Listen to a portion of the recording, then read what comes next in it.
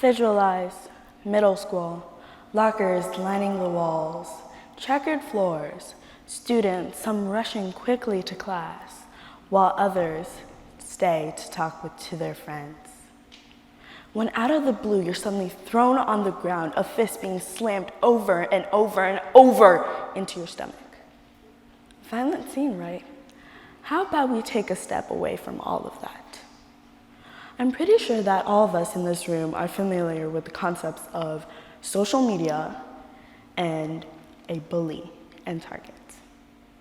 Typically, the bully is bigger, more aggressive, and viewed as more of a problem, while the target might be weaker or less aggressive. So back to your violent assault. So while you're on the ground getting the beatdown of your life, you might look up and see that a crowd has formed. And in that crowd, you might see a familiar face, and you might go, "Oh, is that Abby from Second Block? Why isn't she helping me? We're supposed to be friends." You see that right there?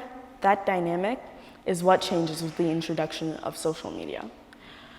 With the introduction of social media into the equation, there comes in a new sense of anonymity. The bully is anonymous, and the crowd is anonymous. And within that moment, you, as a target, might look to either side of you and feel like you have nobody to lean on. But that is simply not true. So while you're suffering the effects of your bully's words, actions, and mannerisms, because let's face it, you and I both know that we tend to focus more on the negative than the positive in our lives. For example, the work of scientist John Gottman says that it takes 5 positive encounters just to counteract 1 negative one. Let's stop and take a second to think about that. It takes 1, 2, 3, 4, 5 positive encounters just to counteract 1 negative one. That could be 5 I adore yous, that could be 5 I appreciate yous, that could be 5 I love yous, that could be 5s you are important to me, and that could be 5s I value your place in my life. But it could take just 1 mean comment from somebody to ruin your day. Awful, isn't it? And this is exactly why you can't just sit there and do nothing. Use your voice, use your words, reach out. Somebody is waiting, and somebody will help you. People will not think you're weak for what you're going through. And now you might think, who is this girl, and why is she up here telling me this right now? Well, I'll tell you. I have been in every single one of these people's shoes. I have been a bully, I've been a target, and I've definitely been a bystander.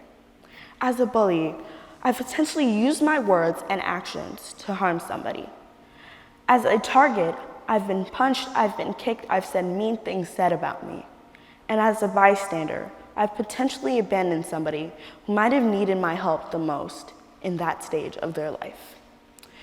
And what have I learned from all of this? Well, I'll tell you. I've learned that even the few seconds that you might take out of your day to evaluate can really change the way that you think about something. For example, as a bully, even if I had taken 2 seconds to think about what I was doing before doing it, I would have realized how pathetic and demeaning it was to make another human being feel bad based on using my words and my actions. As a target, I would have realized that my words have weight, that my words are powerful, and that there are people willing to help me. And as a bystander, I could have taken even just 2 seconds to slow down, to listen, and to hear the cries of those in need and heed them. So if this were you, what would you do in any of these situations?